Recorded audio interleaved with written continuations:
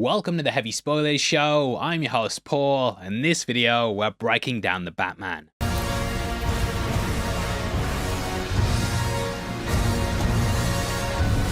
I feel like this is one of the greatest comic book movies of all time, and to me, it's a crime noir classic that's one of the Dark Knight's best stories. Taking inspiration from several comic books and movies, throughout this video we're gonna break it all down. I'm lucky enough to own pretty much all the major Batman graphic novels, and there's a ton of nods to the library laced throughout the film. Although we've covered this movie before, and some of the Easter eggs are the same, overall this is a much more in-depth look. Obviously though, there's gonna be heavy spoilers ahead, so if you haven't seen it, then head off like Gil Coulson. We won't be talking about anything from the Penguin either, except for how that final shot of him shows up in the trailer. But beyond that, you're good to go, so with that out of the way, let's get into the Batman.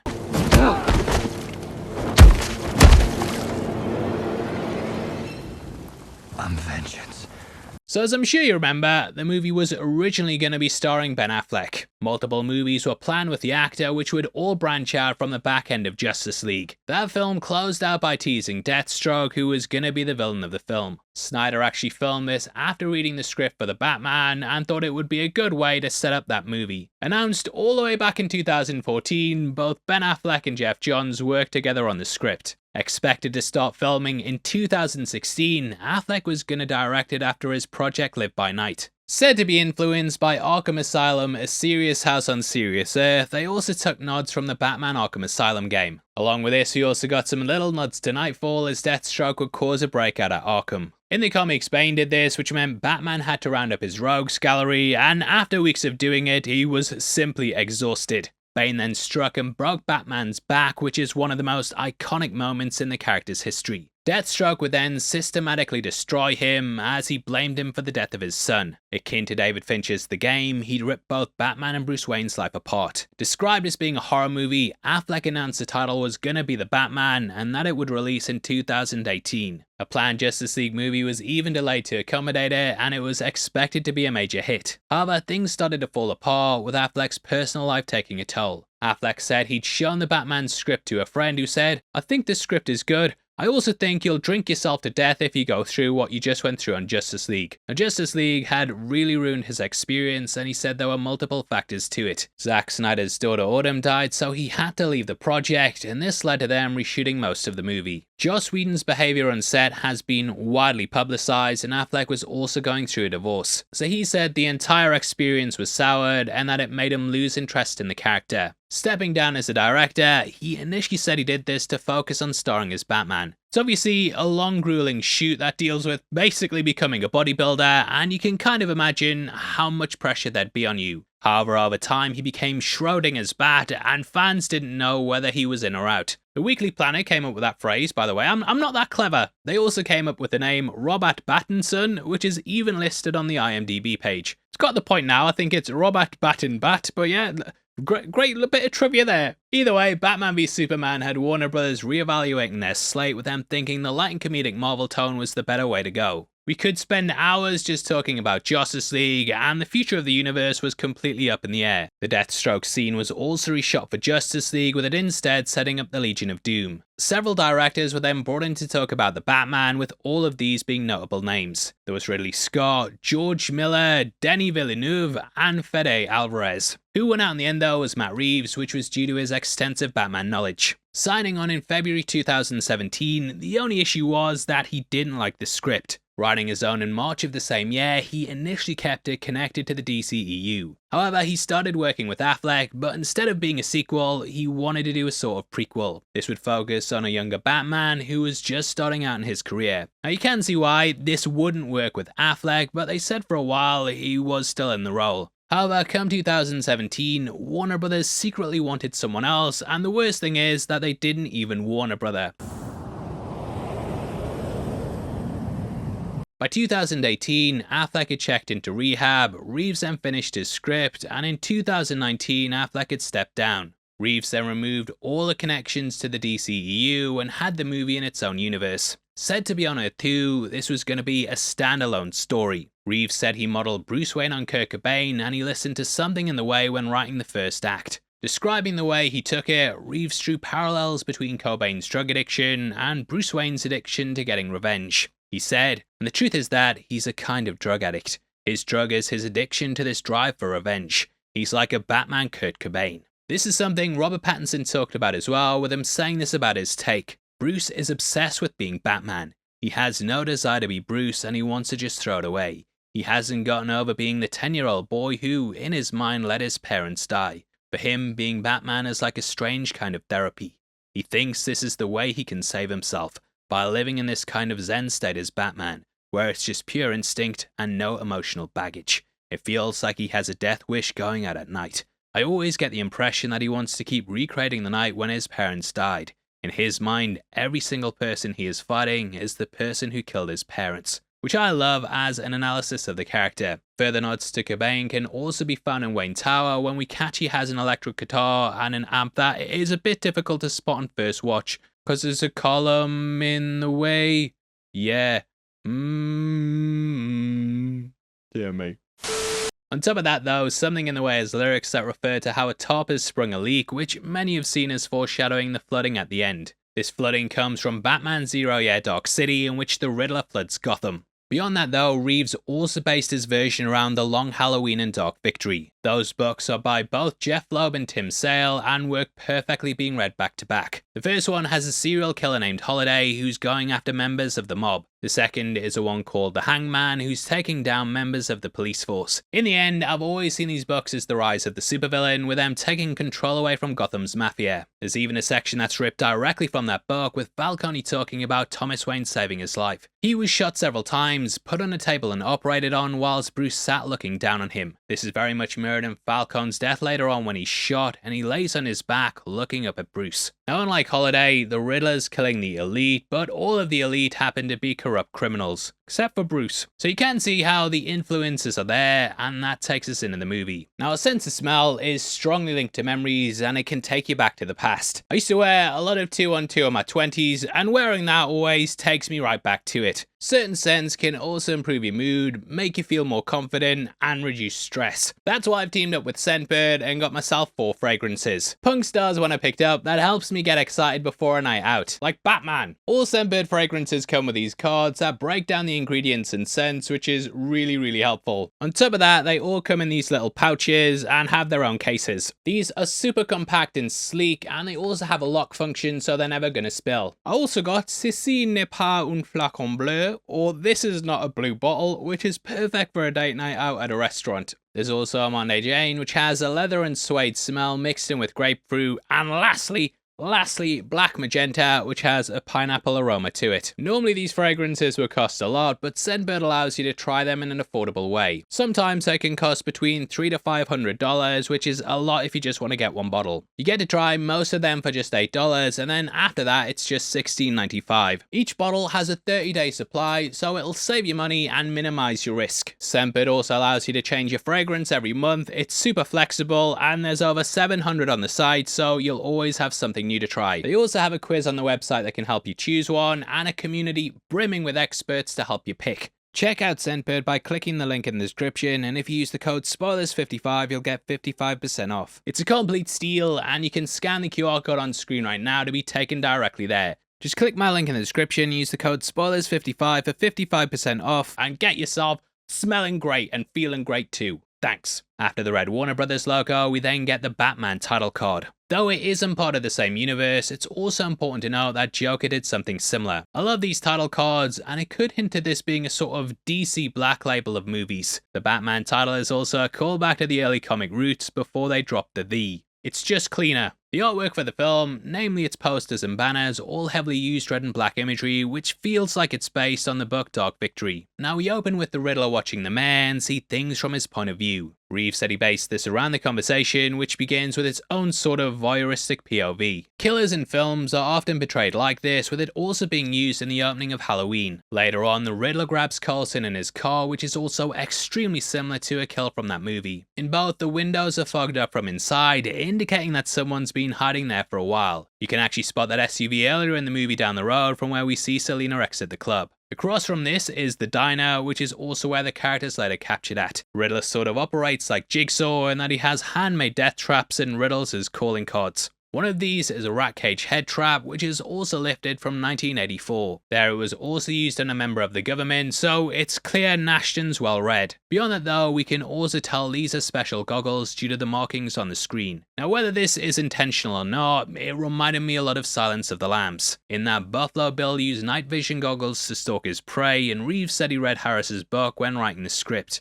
When Batman enters the crime scene later on, we also see all the officers staring at him. This is just like how the police stare at Clarice, and it instantly lets you know how they view him. In a deleted scene, Batman also meets the Joker, who in the movies played by Barry Keoghan. In it, it's akin to Clarice meeting Hannibal Lecter, and they do something similar in the moment. At the hour mark of Lambs, Lecter watches Chilton with a pen, which he later steals from the character. He uses this to escape, and in the deleted scene, the Joker may have done something similar. In it, Batman sends a file through the drawer, which is also just like how Clarice gave a file to Lecter. In the Batman though, the file has a paperclip, which is later missing when it's returned. This is something they could explore in the future, and it could help to explain how Joker escapes. This could potentially set up a War of Jokes and Riddles sequel, which turned Gotham into a war zone. There are also heavy allusions to No Man's Land from the comics. Gotham was rocked by an earthquake in the book Cataclysm, and after the government abandoned the city, it turned into a wasteland. Every criminal was vying for control, which is something they sort of did in The Dark Knight Rises. It seems like they're also setting things up here like that, but we'll talk about that when we get to the Penguin.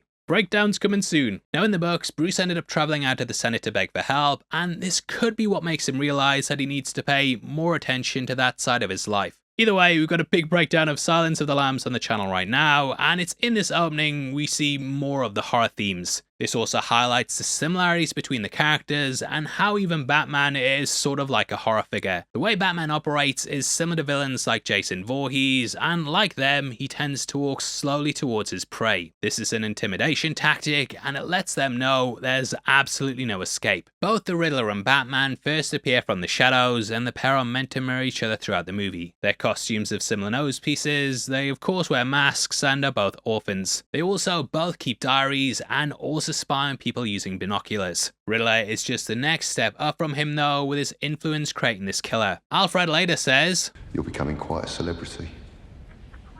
And celebrities are of course seen as influential figures. Riddler was also heavily inspired by the real-life Zodiac killer, with his costume being based around that. The Zodiac also created ciphers and would send letters to the press and police. Even the line, "This is the Riddler speaking," is a nod to the real-life killer. The Zodiac began his letters by saying "This is the Zodiac speaking," and the pair both wear glasses over their masks. These glasses are also a little nod to Batman Forever, as Jim Carrey's Edward Nygma wore clear frame ones as well. The Riddler also riffs heavily off Batman Earth 1 Volume 2, in which he was a terrorist that placed explosives around the city. Riddler would challenge the police and Batman to solve his puzzles within a certain time limit, and if they didn't manage to, he'd detonate the traps. And though we fully encounter him in the mayor's home within the opening 5 minutes, there's actually a split-second shot at the start of the movie when you can see him in the reflection. Through his eyes, we watch as he surveys the scene, and just as he looks up to the roof, you can see him in the glass. Really creepy detail, and there's another moment where we can find him hidden in a scene. At one point, we cut to a wide shot of the Iceberg Lounge, and if you look in the top left-hand corner, you can catch Edward sitting in his room taking photos. Had Batman simply thought about where the nightclub images were taken, he would have realised they were from this point and could have caught the guy even earlier. Either way, in this intro, we get the idea that crime's a constant presence as we see police sirens reflected in the windows. Now as the Riddler watches over the scene, we see the mayor's son in a ninja costume. It's possible that this kid might end up becoming a Robin, and we have a couple of hints towards this. He's wearing red, practicing martial arts, and he's also an orphan.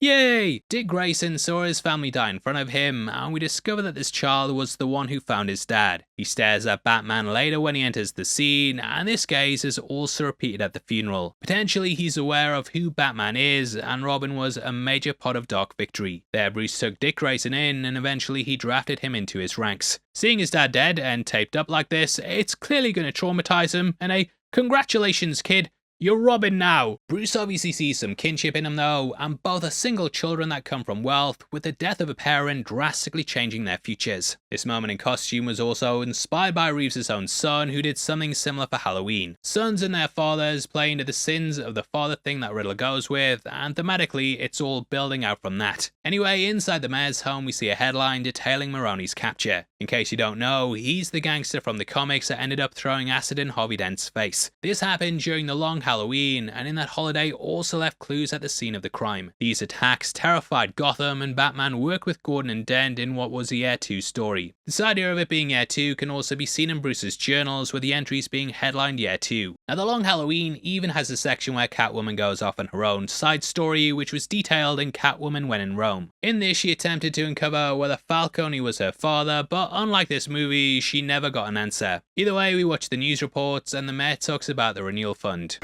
Now, my young opponent here wants to gut the Gotham Renewal Program, established by the great Thomas Wayne. The mayor is sort of playing up its Thomas's legacy, but we know deep down that he doesn't really care about him. Instead, he's only interested in lining his pockets, which is something the fund provides. From here, we then see Riddler smashing the mayor's head like the like button. These news reports also appear throughout the film, with them being a reference to The Dark Knight Returns. In that, Frank Miller used them to lay out the story and tell us a lot of information about what was happening in the city. Tim Burton also later adopted them, which is why we get them in Batman 89. The Riddler also makes a point to retrieve the murder weapon, which is strange, as forensically he's safe. He also wants people to know he did it, so it doesn't make sense why he'd take this from the scene of the crime. Until we see the end of the movie. In hindsight, we know this will be left at the apartment so Batman can find it. Cutting to Bruce's narration, we hear that it's Thursday, October 31st. dating this as being Halloween. This again is a nod to The Long Halloween, with it also playing into the themes of that night. People of course dress up and look ridiculous, and we now have these costume vigilantes and criminals. As I mentioned before, that saw the rise of the supervillain, so it's fitting that it takes place on this night. Now, with this being the day, we can also work out when the final stage of the plan is. That goes down on November 5th, which my British viewers will know as being Bonfire Night. On November 5th, 1605, Guy Fawkes took part in the gunpowder plot in which he attempted to blow up Parliament. Had it succeeded, this would have completely destabilised the British government more than a lettuce. So I think Reeves is deliberately giving a nod to that with the date. Riddler ends up detonating explosives that destroy Gotham, and he also kills a lot of people controlling the city. So thematically, it all plays into that and works as a way to build up the real life attacks. In the background, we can also hear the thumping score, which feels like it riffs off the Imperial March.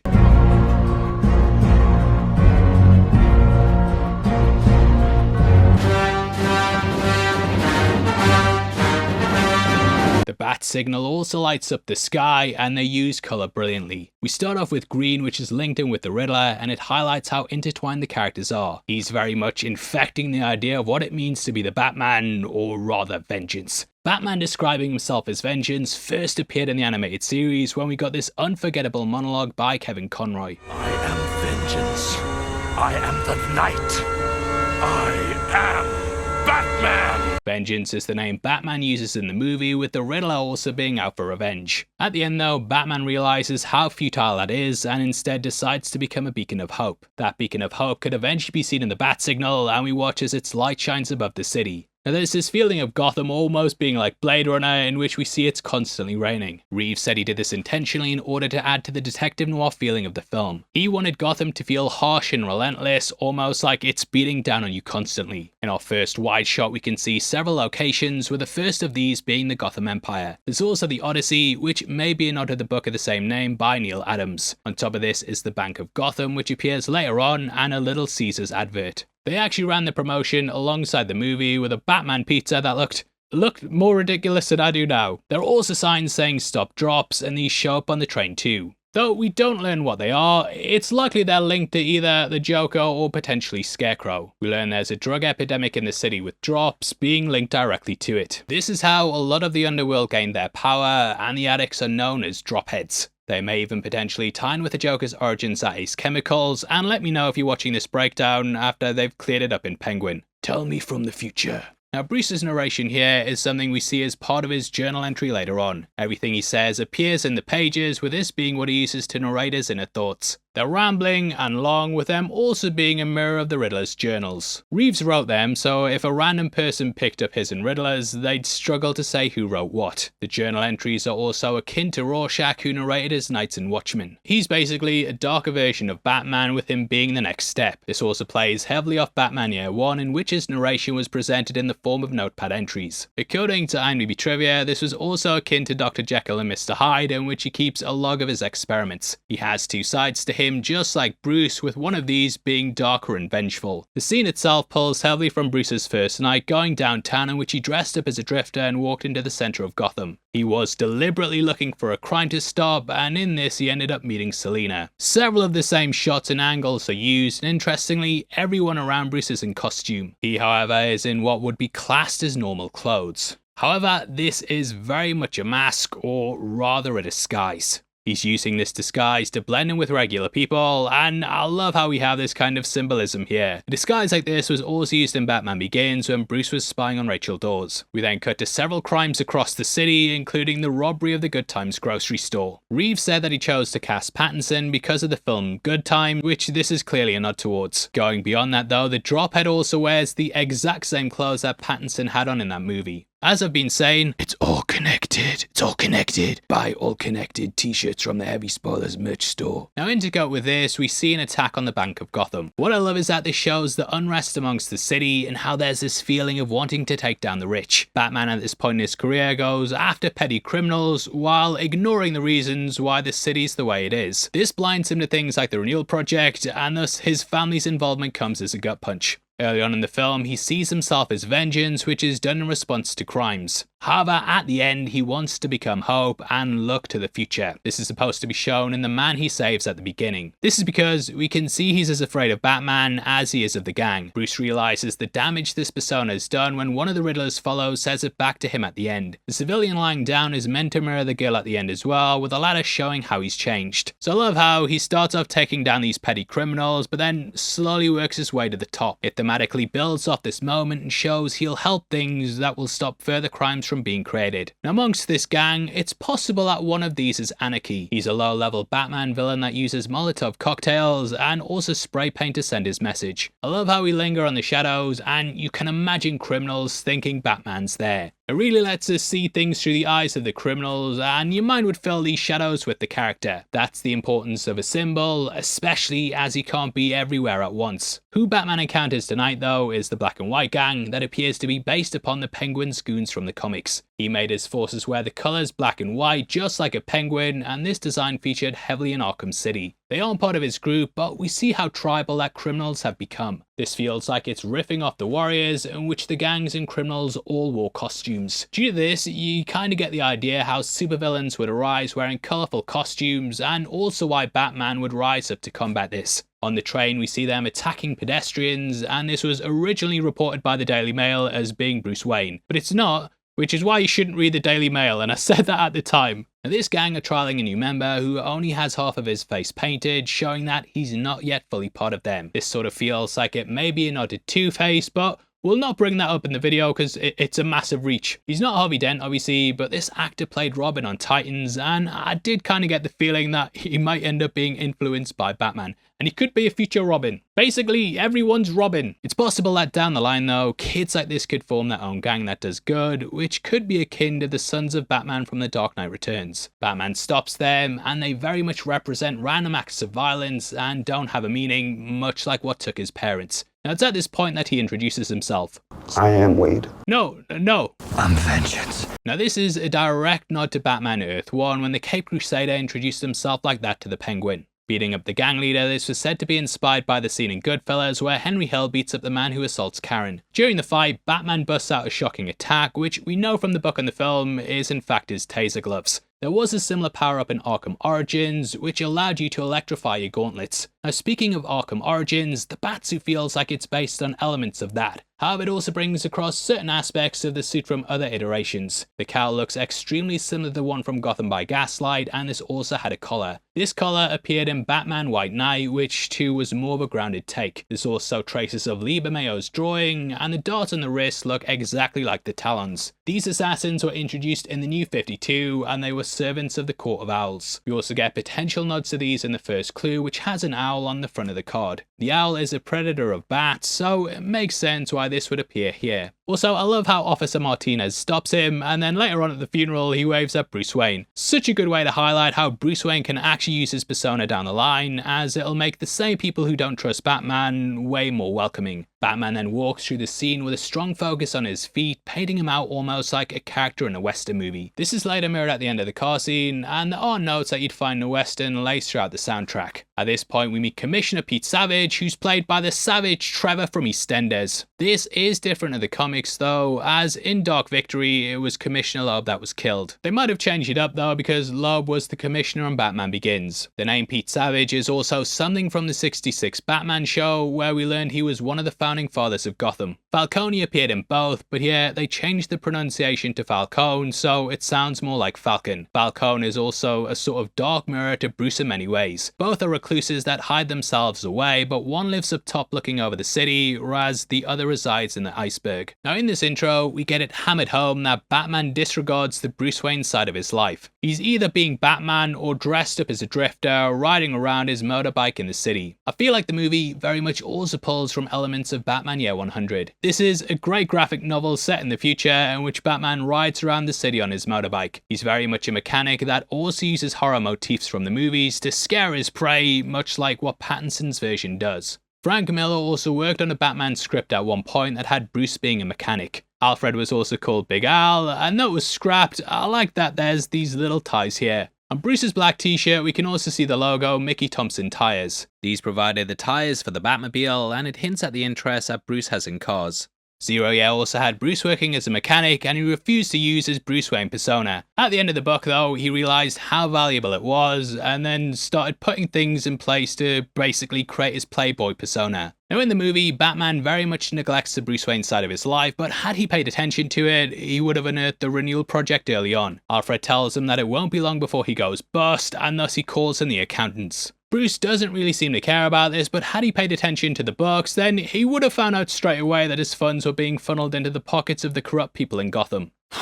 Right, sweaty mess. Don't know how Batman does this every night. Bruce then mounts a bike similar to the one from Zero Year, and he rides past Gotham Square Garden, which has a Bella Real advert up at it. This is where the final battle takes place at, and we can see that it's showcasing the upcoming election night. Bruce passes by here later on when he's following Selina from her apartment, and it slowly teases this as being a major location. Batman then returns to his base of operations called Wayne Terminus. This is revealed to be a disused train station created by the Waynes, similar to the monorail that they built in Batman Begins. Having a train line would allow Batman to travel under the city without having to go onto the surface, and it's a strategy that popped up in the comics. During the Nightfall arc, Jean-Paul Valley, who took over the Cowl, fitted his Batmobile with wheels that could run on train tracks. With his underground method of transportation, he was able to journey through the city undetected. Now in Zero Year, the first reveal of Bruce showed him rocking a shaved head, which was a big change up from what had come before. Again, this was because he was distancing himself from the Playboy persona, and a shaved head had its practical reasons. It was one less thing to worry about, and it showed he was treating this like a military operation. Here, we see he's got an emo haircut and is going through his Spider-Man 3 phase. I feel like it might show a similar thing in that he either doesn't have time to cut it or just doesn't care. Bruce then plays back the night and jots down the narration that we've just heard. At one point we can see that it also creates a transcript so that Batsy never ends up missing a trick. These contact lenses appeared in the New 52 and allowed him to connect to the Bat computer anywhere on Earth. Bruce ends up looking over his shoulder to the news announcement, and this shot is later mirrored in the reveal of the Riddler. This hints to us how the two are linked, and it's sort of like poetry, they rhyme.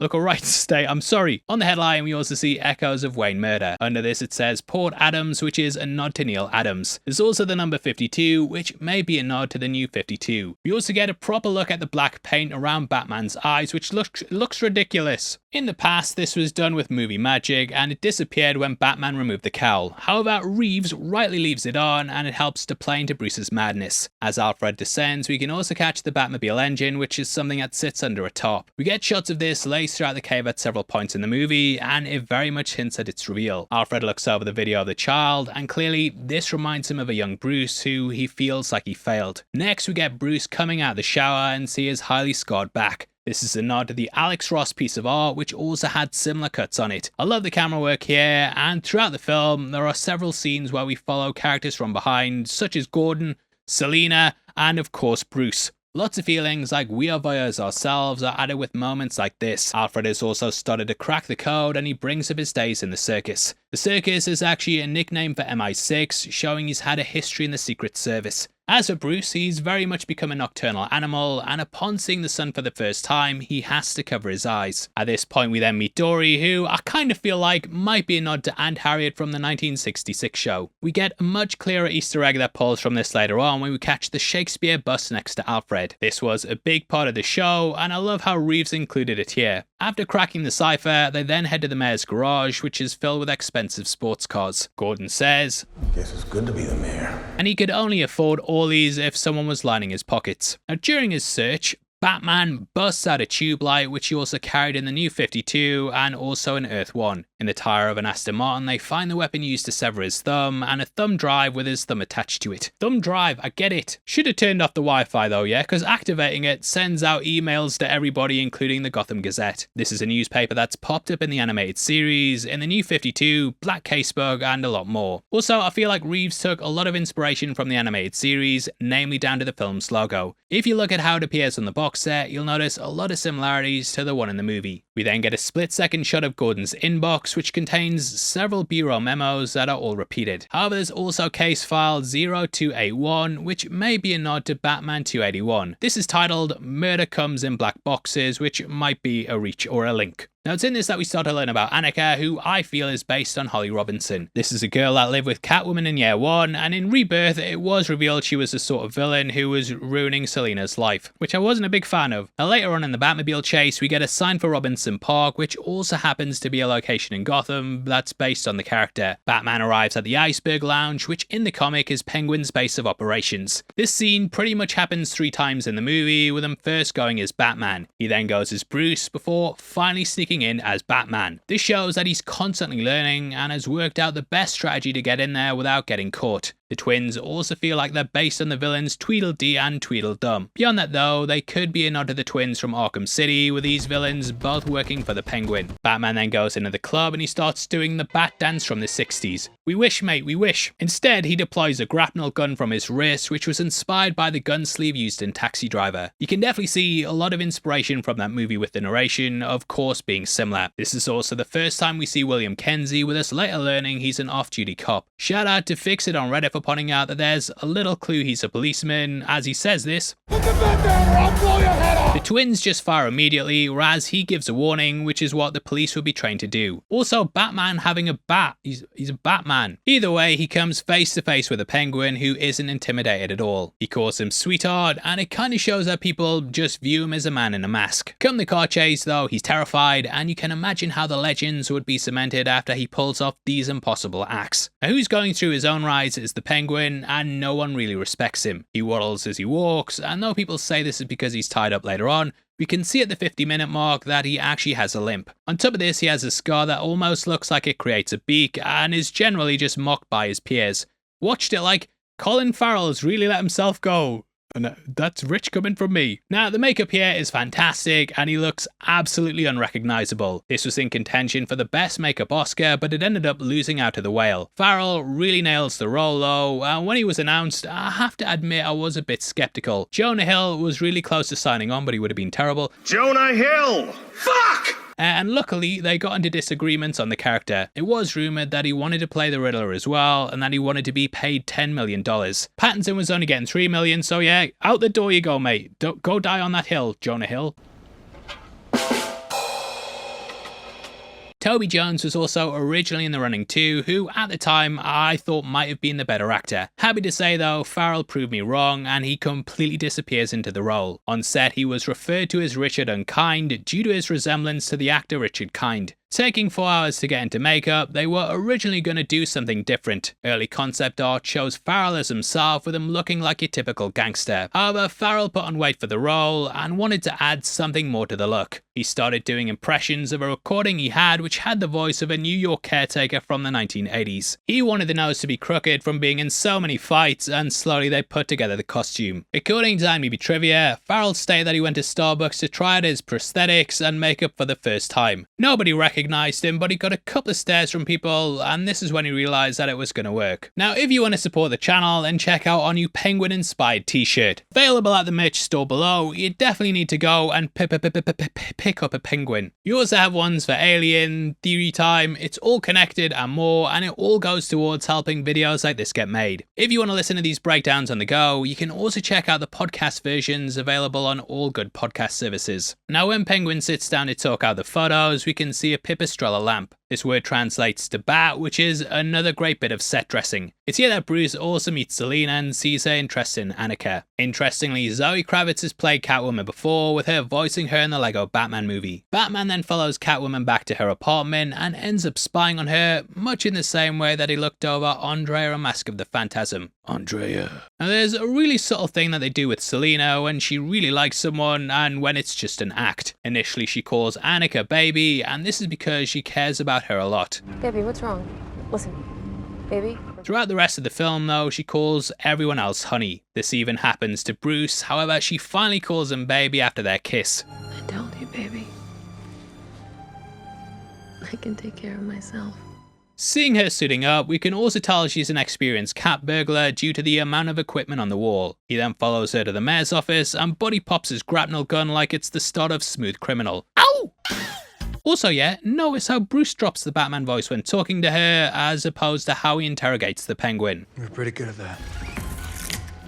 Now, Selina attempts to get back Annika's passport in a scene that's somewhat riffing off The Long Halloween, in that Selina went to Falcone's apartment to crack his safe and Batman confronted her there. He then ended up grabbing a ledger full of the mob boss's dealings, with this ledger playing a big part of the movie. They then returned to Selina's apartment, and in the comics, this was where they originally met. Bruce was knocked out and Selina found him before she nursed him back to health. Selina says, now, you might wonder why she didn't take it with her, but this is a smart move by a burglar. Phones can be location tracked, and thus if she took it with her, then they might have something that could tie her to the mayor's office. We then get a video of the Riddler with Savage in the rat trap, which feels similar to the Joker's hostage video in The Dark Knight. After Pete Savage is killed, we get our second clue, which has an old man on the front, which then has an explosion inside the card. This might be foreshadowing the explosion that happens with Alfred, as the following clue has a woman answering the phone. This is much like what happens with Dory, and it's possible that the Riddler was spying on Bruce. He ended up spying on all the other targets, so it makes sense that he'd do that with Bruce as well. Bruce then recruits Catwoman to help, which plays into her anti-hero roots in the comics. Here Selina dons black leather and long boots, which is also similar to what she wore in Year One. On her way to the Clubception, club within a club, she comes across William Kenzie again. He's a character from the comics Gotham Central, with him working in the narcotics department. Here he's handing out drops, which is why they brought the character across.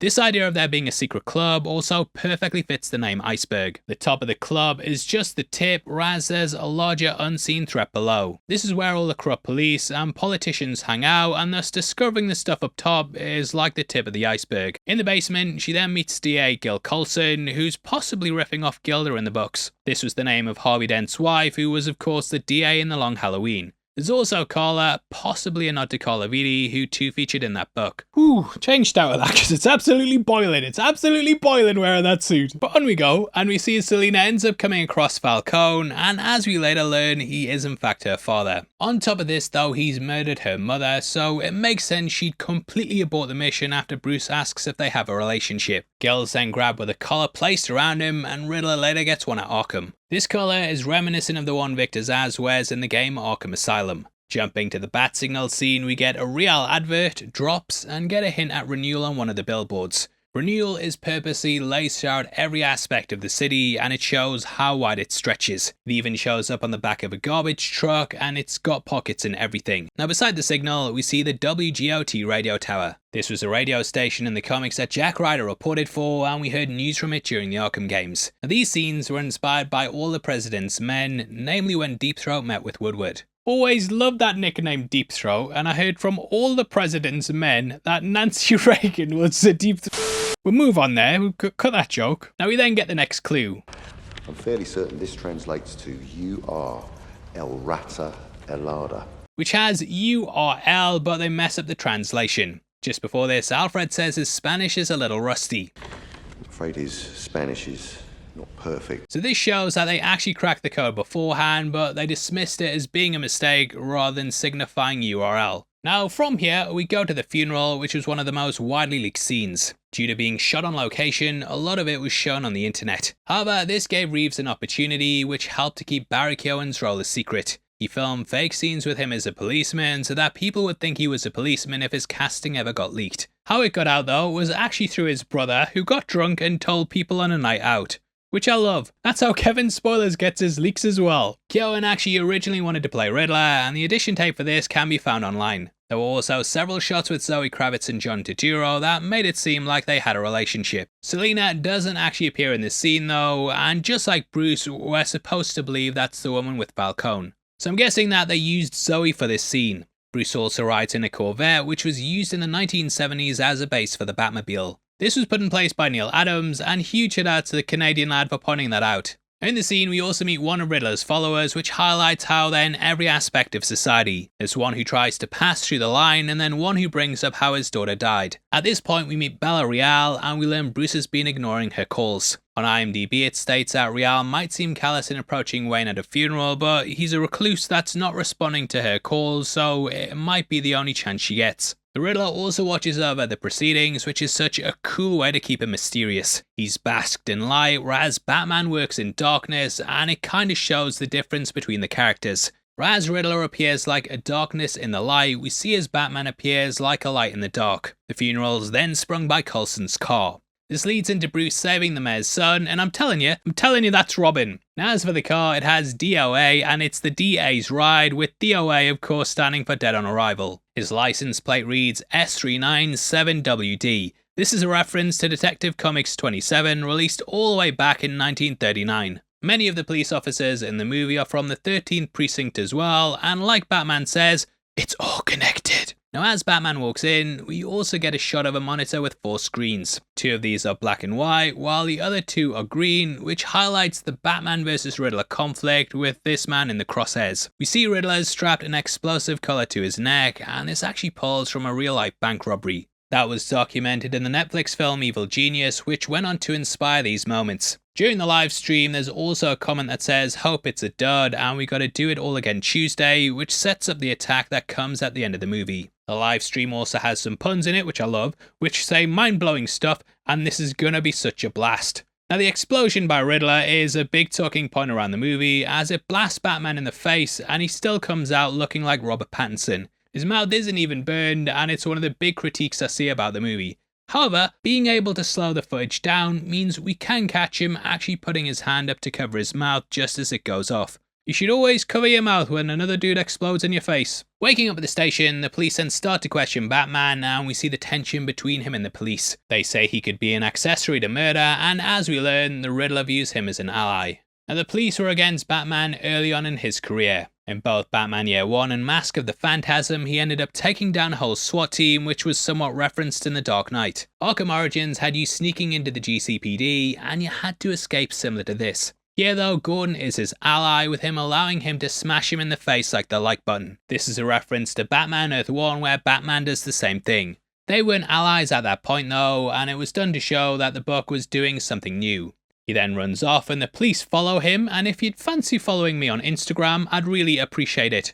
That's where all our big announcements are now going, so if you want to stay up to date with the news and some selfies, then please give us a follow. I try and reply to all the new comments I can, so if you fancy chatting with me about nothing, then go give it a follow. Now Batman ends up gliding off the top of the police department and he smacks his face, which is potentially also playing off the opening of Earth 1, in that he goes to jump across a building, but he ends up falling after his grapnel gun breaks. This was done to show how inexperienced he was, which is definitely a thing that repeats throughout the movie. Reeves looked at wingsuit YouTube videos when composing the shot, which is why it's framed like this. It's a far more tangible and realistic glider, whereas ones in things like Batman Returns, that's more like the wings of a bat. Nolan of course built the glider into the cape through electrified fibre, whereas the Batman's cape here doesn't have that ability. This scene was also shot on the same street where Nolan flipped the truck in The Dark Knight. Returning to Gordon, I love how he says, "You could have pulled that punch." And Batman says he did. "Could have kicked your ass, mate, but I was being nice." They then unpack the rat with wings clue and believe it could hint to the Penguin due to his nickname. Down at the Iceberg Lounge, we see him and his gang moving a shipment to the docks. The The docks are a massive location in Batman comics, and yeah, I always imagine stuff going down at the docks. You might also notice on the warehouse that you can see the renewal sign, again highlighting how this is linked to the mob. Spying on them from the roof, we then get hints about how the Maroni drug bust was a fraud. In the Long Halloween, the Maronis and Falcones were rival families, with the former initially being hit first. This caused tensions to flare further until Alberto Falcone was seemingly killed. However, there's always the feeling that the Maronis are on the back foot, which is summed up with Sal being in jail. Selina then arrives and finds Annika before it all kicks off with a confrontation leading to a big chase. Now, Reeves stated that he took a lot of inspiration from the Batmobile from the John Carpenter classic Christine. It also gets covered in fire and chases after someone much like the monstrous machine did in that movie. I love how the car comes from the shadows as well, and it fits this Batman perfectly. Just in the same way that James Bond will forever be tied to his range of Aston Martins, Batman is very much tied to the car. And chicks dig the car. The design encapsulates the character, and each one of them symbolic on a number of levels. Anton Furst's Batmobile perfectly fit Michael Keaton's stylized gothic take, Nolan's Tumbler echoed the groundedness and practicality of Bale's Batman, and Robert Pattinson's is also a machine that mirrors the way he is. Batman also stalls in this moment, showing he's not as finessed as he'd like to be. For the chase itself, Reeves stated that he took inspiration from the French Connection and also elements of Steve McQueen's Bullet. However, what Reeves does differently than most car chases is that he films this at night. Typically, car scenes are shot during the day, as it can be a nightmare to film nighttime road scenes. It's also pouring with rain, so you have cars slipping and sliding all over the road. This just differentiates it though, and helps to highlight those horror motifs. We mentioned Jason Voorhees before, and I see a lot of things like the Terminator and how Batman's portrayed. Guy will stop at absolutely nothing, no matter what, and he's always going to keep going, no matter what's thrown at him. Along with the Robinson reference in the sign, there's also nods to Hinkley River, which is a feature in Gotham. A lot of Pharrell's lines here were also improvised, and I love this cat and mouse chase, or bat and mouse. Batman bursts forth from the fire and then walks towards the Penguin in what frames the character upside down. This is of course playing off him being a bat, and yeah, one of my favourite car chases of all time. Worth getting a Dolby Atmos setup for, and even when making this breakdown, I closed the laptop, restarted the scene, and just sat back and enjoyed it. Interrogating him, I know you killed about 40 people on the highway, mate, but yeah, you do it again and we'll have to take you to jail. Figuring out the clue, they get the website, and this then leads them to the orphanage. We can see that this was donated by the Wayne family, and there are theories that in this universe they donated the manor to be this. This is something that Bruce did in The Dark Knight Rises, and it's possible that's why he now lives in Wayne Tower. Batman and Gordon then explore it, much in the same way the pair went through the abandoned building in Earth 1. Coming across Dropheads, we see how the drug epidemic has turned some people into what are basically zombies, and it highlights how much Falcone's destroying lives. Here they see the campaign video for Thomas Wayne, and in Earth 1 the character was running for mayor. This is what led to his murder, with that buck pinning it on the Penguin. Here we get the feeling that Falcone's involved, but I like the fact that it's also ambiguous. We never know whether it was Falcone who ordered the hit or just a random gunman. However, Falcone is the one who strangled the city and led it to the point that the majority were in poverty. Thus, even though he may not have ordered the hit, he still created the circumstances in which it could happen. Now, Thomas has ran for mayor outside of this, with it also being a plot point in Joker. This one seems a lot more sincere though, even if he does want to get a journalist beaten up. The idea of the Waynes being corrupt was also explored in the Telltale Batman game, with it doing a different take on the family. Now here we also hear the song Ave Maria, which opened up the movie. This is typically used at both funerals and weddings, and it was actually one of John Wayne Gacy's favourite songs. Notes from this are also present in the Riddler's theme, with him also singing it at the asylum. He sings it in falsetto, which is something he would have learned to do as a child, hence why he continues to do it as an adult. Now this time it's sung by a children's choir, and we later learn that Edward's a member of this group. This explains why he likes to sing as well, and why he has a fascination with the Waynes. Thomas promised to change his life for the better, but in his death, he left him and his friends to rot. Across town, Alfred also gets a letter for Bruce Wayne that says for his eyes only. As soon as I read Fireproof, yeah, I'm throwing it, get that out of here. Now, there's lots of debate over whether Riddler knows if Bruce is Batman or not. In the comics during the Hush storyline, he figured it out, but he decided not to tell anyone. That's because of how worthless a riddle is that everyone knows the answer to. Hush is also referenced in the film during the campaign video, and we see the surname Elliot popping up on screen. Thomas Elliot became the villain Hush in the comics, but the animated movie changed things up, so it was actually Riddler under the mask. Here, the Hush refers to the hush money that was going to be used to keep him quiet, but there is the potential that they're setting up the villain for the future. Potentially, Riddler is also the journalist's kid, though we never get this confirmed. Now, a clue that Riddler might know is that Bruce is the only target he doesn't try to kill himself. Therefore, it might be because he wanted him to survive, but hey, I'll leave that up to you guys to debate in the comments below. Initially, I thought Riddler knew, but after sitting on it for a couple of years, I don't think he does. I think realizing that Bruce was taking down the corrupt would shatter his worldview and make him realize the elite aren't all bad. There's also the note that he leaves when attempting to kill Bruce that says, "See you in hell." This is wrapped in fire-resistant material, showing he was expecting Batman to get this after Bruce was killed. At Arkham, he also says, I told you I'd see you in hell. Obviously, hell means Arkham, and he didn't know that Alfred would get the explosive. In his mind, it would take out Bruce, and it was only because he's Batman that Bruce wasn't there. So I doubt that he would have done this, and instead I don't think he has a clue. The package being for Bruce Wayne's eyes only as well, yeah, it shows that he was the one it was intended for. The reason I don't think he goes after Wayne himself is also because Wayne's a recluse, and this is sort of the same thing with Falcone. This is why he uses the Batman to bring him out, and thus I don't think he knows Bruce is the Caped Crusader. Batman also seems convinced of that as well, as at Arkham he starts off in the shadows. He's visibly shaken when Riddler starts saying Bruce Wayne, but then he realizes he has no idea. This makes him way more confident confronting him because he knows the Riddler doesn't know. Now we also learn more about Martha Wayne, who, like Earth 1's, revealed to be in Arkham. Originally she was called Martha Kane after Bob Kane, but this was changed up to add a flavour of insanity to Bruce's legacy. Interestingly, Wayne Tower is located at 139 Kane Street, which is a further reference to Bob Kane and the debut issue Detective Comics 27 releasing in 1939. In the newspaper articles, we see that Martha developed mental health issues after seeing her mother murder her father and then turn the weapon on herself.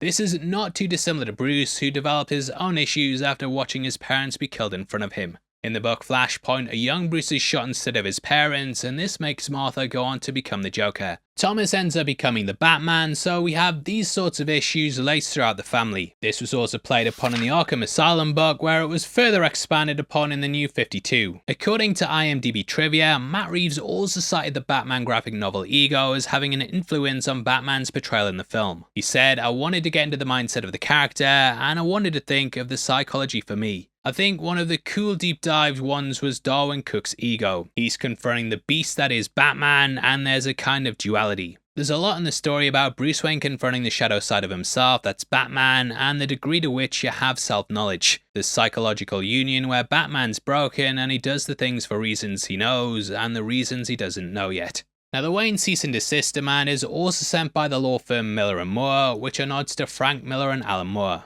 Now after being chased out by Selina, he meets her at the signal and she says, You know, whoever the hell you are, you obviously grew up rich. "You're close, you're very close." She reveals something about herself though, in that her dad's Falcone. Now I love how we have these two children that have become mass vigilantes because of the actions and consequences of their fathers. This whole scene is about consequences, with it being Bruce who lambasts Annika for hanging about with the wrong crowd. However, the sins of the father are now visited upon both Bruce and Selina, with the sins of the father also being one of Riddler's clues. Now Selina sort of has an idea about who killed her mother. Probably some creep from the club. And you're close, you're very, very close. She also brings up how she doesn't care about Thomas and Bruce Wayne, which alerts him that the next step of Riddler's plan is all about them. It's gonna be May. Returning to the cave, we see the news report and you can catch a mention of Blackgate along the bottom, which is where the prison's located at in Gotham. Bruce then goes to Falcone, and in the background we hear, this is I Have But One Heart, being sung by Johnny Fontaine in The Godfather. The Godfather was heavily influential on The Long Halloween, with several panels and lines pulling directly from it. Clearing the room, we get hints about Falcone murdering Thomas Wayne, though he blames Maroni. Bruce then returns to the tower and he goes into his parents' room. There's massive chains on the door, and these highlight how he and all others are not allowed to enter. It's really just too painful for him, but this trip makes him closer to Alfred as he realizes he's all he's got. Alfred reveals how Thomas didn't want the journalist killed, but it shows how within everyone there exists some sort of darkness. Really complex look at the character, and it makes Bruce question whether the darkness is corrupting him. Alfred divulges that he didn't really care about the campaign trail though, and he only did it to protect his mother. It hammers home how important it is Batman wears a mask, as he can't risk the people close to him being hurt. Now we learned Thomas was going to go to the police and he apparently went to Falcone to tell him. That night he was killed, but I feel like the police wouldn't have done anything about it. The city was too corrupt and thus Thomas was always going to be a victim. Finally holding Alfred's hand and saying he doesn't want to go through losing his parents again, we then see the bat signal in the sky. Catwoman's called him and she's got Kenzie. At this point Falcone's revealed to be the rat without wings and they play a recording of him strangling Annika. This is what he did to Selina's mum and it's also what he eventually tries to do to her. Exposing he's the rat with wings that runs the city, we then get a desperate race to the club. Batman ends up ziplining down the side of the building, which is sort of a reverse of the 66 show where they'd climb up the side of one. At the club, Selina also goes in wearing a pink wig, with a character having pink hair in The Dark Knight Returns. Bruce ends up using his chess piece as a weapon, with us theorising at the time of the costume reveal that these were in fact karambits. Both pieces can detach and be used as a weapon, which is something that Batman could also do in The Brave and the Bold. While this is going on, the news reports then leaked and we get a good look at Falcone's face. You might notice that he has 3 scratches on his cheek here, which is something Selina later repeats. This is exactly what she did during year 1, but there is the wonder why he had them before this happened. In doing my research, I found this was to highlight Selina's mother did the same thing when he was killing her, and it's sort of like poetry, they rhyme. Every stanza kind of rhymes with the last one. What? Descending into the basement, I love the scene where Batman walks through the darkness, lit only by gunfire. Just before this, the character appears in the elevator hanging from the ceiling, which is similar to Ben Affleck's first appearance in BBS. Batman saves Selina from not only being strangled, but also from the darkness that would consume her from killing her father. We then get a great look at her nails when he takes the gun, and Kravitz said she deliberately picked the longest ones possible to resemble a cat. You got a lot of cats. Taking Falcone out, he says he's going to take all his secrets to the grave, and because of this, Bruce never finds out what really happened to his father. Penguin also threatens him, showing his quest for power, which will no doubt be built upon in the series. Falcone's then shot, with Bruce realising he's brought him into the light. Spotting the Riddler in the window at his apartment, they catch the Riddler in the diner across the street. The diner itself might also look familiar, as it's based heavily on Nighthawks by Edward Hopper. A diner like this appeared in the opening of Arkham Knight, where it was part of an attack by the Scarecrow. Riddler's head then gets smashed against the counter, which cracks the glass, and I love how this detail remains on them for the rest of the movie. He says that he's just ordered pumpkin pie, which was inspired by the Golden State Killer. When he was captured, he said he'd just put a roast in the oven, and it shows where the character's mind goes after finally being taken in. He also carries 2 IDs, which are Edward Nashton and Patrick Parker, the latter of which was apparently from the comics, but nobody could find the origin until Alex Jaffe looked into it. Working for the DC Comics webpage, he uncovered that the Riddler Wikipedia page had been edited to show it for a couple of days. It was never the case though. I got that fact from IMDb trivia, but now I'm even questioning if I should believe it because it was written on the internet. How about we still don't have his true name, which is Edward Nigma in the comics. That is Mr. Enigma, Mystery, and it's lots of wordplay there. You really are quite bright, despite what people say. Now, because he was raised at an orphanage, it is possible we'll learn more about his true family down the line. This arrest is also similar to the one of Lee Harvey Oswald, with him also using a rifle to assassinate someone. That was obviously JFK. Nothing bad ever happens to the Kennedys! What? But where the similarities come is that they both had 2 IDs. Lee's second card said Alex Hiddle, and he told the police to figure it out when they asked who he was. You tell me. Which is obviously playing off that. Also, love the little question mark in the coffee. Did you make that, yeah? Or was the barista in on it too? Answer me, Joker. Now inside this apartment, we catch a single bat in a cage with rats scurrying below it. This represents Batman hanging above the city whilst the rats act below him. Gordon also says, I don't think that rat likes you, man. With the bat also potentially being seen as a rat with wings. One of the IDs then comes back, and this identifies Riddler as a forensic accountant. This is at the KTMG law firm, which is a play off the big American law firm KPMG. Forensic accountants are also hired due to their due diligence, and they get access to everything. Thus, this explains how Riddler unearthed Renewal, and it's his background that made him see the injustice. Now, his final plan's located under his carpet, but Bruce doesn't suss it out because he comes from a privileged background. He doesn't recognise the working class carpet tool, but to be fair, I grew up broke, mate, and I didn't recognise it either. Privileged life of a YouTuber. Seeing the newspaper clippings on the wall, we then see a sketch of the Batman that looks very similar to one of the Zodiac. Again, this highlights how the Riddler and Batman have similarities, and it leads to Batman going to Arkham. Visiting the Riddler, he talks about how all his orphan friends were ignored while Bruce was made a fuss out of because he was rich. This echoes the sentiments of the guy at the mayor's funeral who said that no one made a fuss about the death of his daughter. The Riddler says that Batman inspired him and all it took was fear and focus. Batman rejecting this though breaks Riddler, and I love the...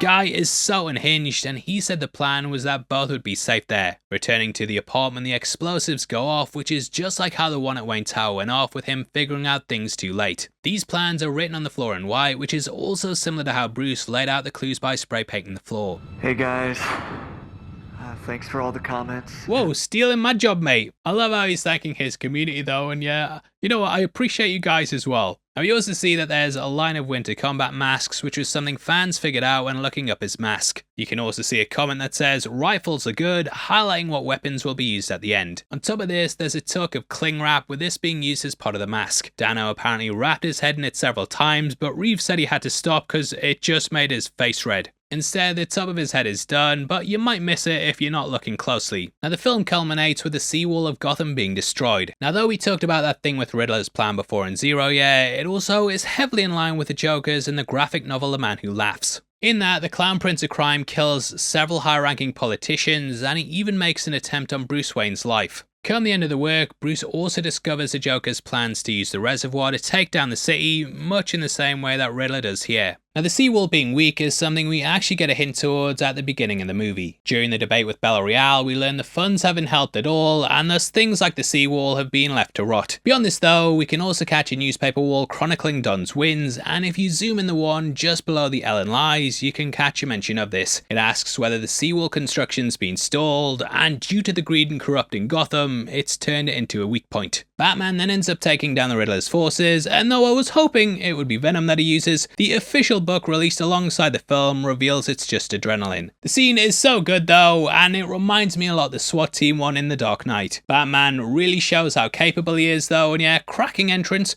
cracking fight, and cracking skulls. There's also a moment where he moves out of the way of someone shooting him, and on Twitter there were complaints he let the guy die. However, if you slow down the footage, you'll see the bullet actually hits his gauntlet and head, which then causes a ricochet. He also ends up clouding the whole area in smoke, which is reminiscent of the scene from The Dark Knight Returns in which he did the same thing with Two-Face's goons. He ends up almost beating one of Riddler's guys to death, which is when he's stopped by Gordon, who stopped Batman from killing Joker and Hush in a similar way. Now though people think this is the same guy as the one at the funeral, it's actually a different actor. Through him though, Batman realizes he needs to become a symbol of hope, and he somewhat goes through a baptism. The idea of baptism is what the Riddler wanted, as he believed the floods would wash away the corrupt in the city. However, both Gotham and the Batman will now rebuild and hopefully become something better. Emerging as a new kind of hero, he's now seen as someone that people shouldn't cower away from, and this is symbolized by the child he pulls out the wreckage. Wait, is that Robin Kid? There's then also the girl on the roof. The man at the train station at the start was terrified of him, whereas she refuses to let go, showing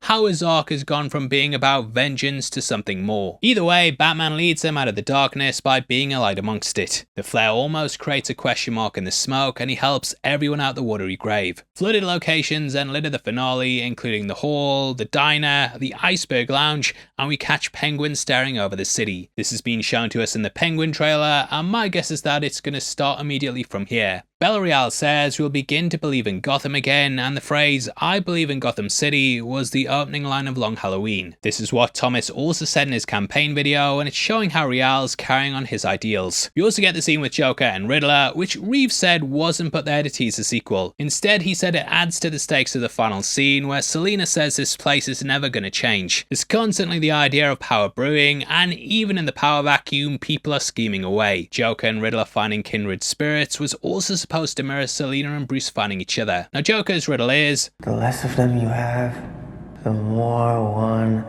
is worth.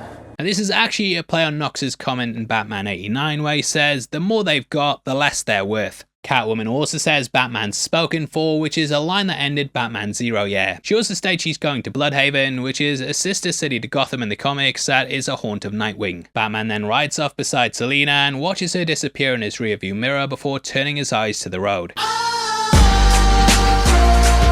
He'd love to go with her, but Gotham's where his heart's at, and I love how this shot's used to convey that. They ride in different directions, and this highlights how they're both making different choices. She will go off on her own for herself, whereas he'll remain behind and help out the city. Come the end of his arc, I'd love to see a similar scene, but with Bruce finally deciding to ride off with her. Sums up the sacrifice he's giving though, and I can't wait to see where they go down the line. After the credits, we also get a message that says goodbye with the URL www.ratalada.com. The website was used as a viral way to promote the film, with it also being a way that Riddler could send out messages. It's still up to this day, and the final clue unearthed so far reveals the name Joker, possibly teasing the future. Either way, that's the breakdown, and huge thank you for watching up until this point. If you enjoyed it, please hit the thumbs up, and make sure you subscribe for our breakdowns on the Penguin. Please drop a like on the video as well, and if you want to support the channel as a member of the Spoiler Society, then please click the join button. Just 99 cents a month, and for that you'll get early access to videos every week, and it goes a massive way towards helping us out. We try to do it in a way where if a lot of you do it, it's going to make a massive difference to us, but hopefully the 99 cents price point, it won't make a massive difference to you. If not though, you know, even if you just leave a comment or a like, it still massively helps us out, and yeah, huge thank you for all you guys' support. Again, huge shout out to Scentbird for sponsoring today's video, and make sure you scan the QR code or click the link in the description to be taken to the site where you'll get 55% off with the code SPOILERS55. Now if you want something else to watch, you've got a breakdown of Silence of the Lambs on screen right now. Definitely head over there right after this, and with that out of the way, I've been your host Paul, you've been the best, I'll see you next time. Take care, peace.